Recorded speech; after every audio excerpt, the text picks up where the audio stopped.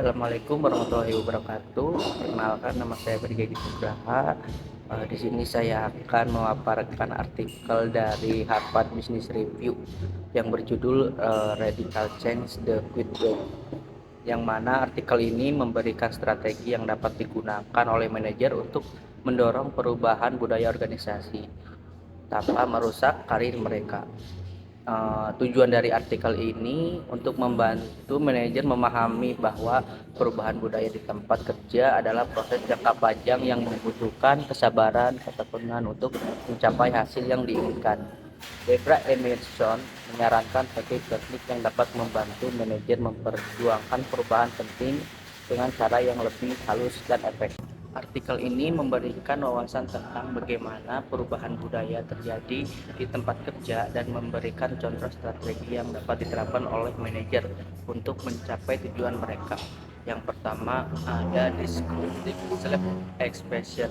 Pada artikel ini menjelaskan tentang ekspresi diri yang dapat mengganggu ekspektasi orang lain di tempat kerja. Ekspresi diri ini dapat dilakukan sebagai tindakan protes atau demonstrasi nilai-nilai pribadi, seperti dalam bahasa, berpakaian, demokrasi, kantor, atau perilaku. Nah, ketika orang-orang memperhatikan ekspresi tersebut, maka mulai membicarakannya dan mungkin merasa cukup berani untuk mencoba hal-hal yang sama. Semakin banyak orang yang membicarakan atau mengulangi tindakan transgresif tersebut, semakin besar dampaknya terhadap budaya. Lalu ada verbal jiu-jitsu. Pada artikel ini menjelaskan tentang bagaimana karyawan yang mempraktikkan jiu-jitsu verbal pada merespon pernyataan atau tindakan yang tidak diinginkan atau merendahkan dengan mengubahnya menjadi kesempatan untuk perubahan yang akan diperhatikan oleh orang lain.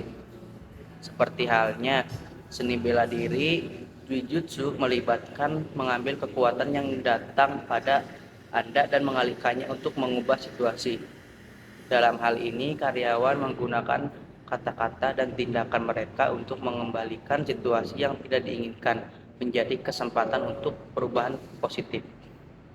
Dan variable 10 opportunism pada artikel ini menjelaskan tentang bagaimana karyawan yang ingin mendorong perubahan dapat mencari dan memanfaatkan peluang jangka pendek dan jangka panjang untuk mencapai tujuan mereka. Karyawan dapat memanfaatkan situasi yang ada seperti perubahan manajemen atau kebijakan baru untuk memperkenalkan ide-ide atau mengusulkan perubahan yang lebih besar. Selain itu, karyawan juga dapat menciptakan peluang sendiri dengan mengambil inisiatif dalam proyek-proyek baru atau menawarkan solusi untuk masalah yang ada. Dengan memanfaatkan peluang-peluang ini, karyawan dapat secara bertahap mendorong perubahan positif di tempat kerja. Nah, untuk strategi alliance building pada artikel ini menjelaskan tentang bagaimana karyawan dapat membangun aliansi strategi dengan rekan kerja yang menjadi pandangan dan tujuan yang sama untuk mendorong perubahan di tempat kerja.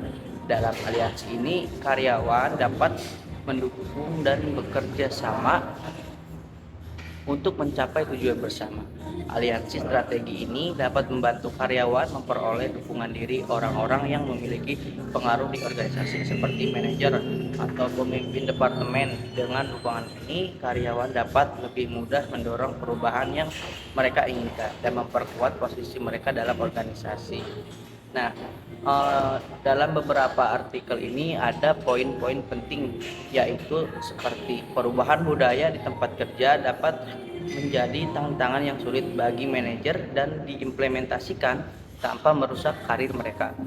Lalu, Debra Emerson menyarankan teknik-teknik yang membantu manajer memperjuangkan perubahan penting dengan cara yang lebih halus dan efektif, seperti membangun koalisi, mengambil pendekatan inkremental, dan menggunakan bahasa yang tepat. Nah, artikel ini memberikan wawasan tentang bagaimana perubahan budaya terjadi di tempat kerja dan memberikan contoh strategi yang dapat diterapkan oleh manajer untuk mencapai tujuan mereka.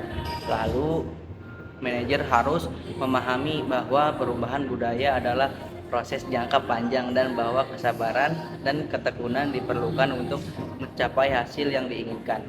Nah, yang terakhir, penting bagi manajer untuk mempertimbangkan dampak perubahan budaya pada karyawan dan organisasi secara keseluruhan serta berkomunikasi secara efektif dengan semua pihak terkait dalam proses tersebut. Baik, terima kasih. Hanya ini yang dapat saya sampaikan atau paparkan dalam video kali ini. Kurang lebihnya mohon maaf. Billahi taufiq wal hidayah. Wassalamualaikum warahmatullahi wabarakatuh.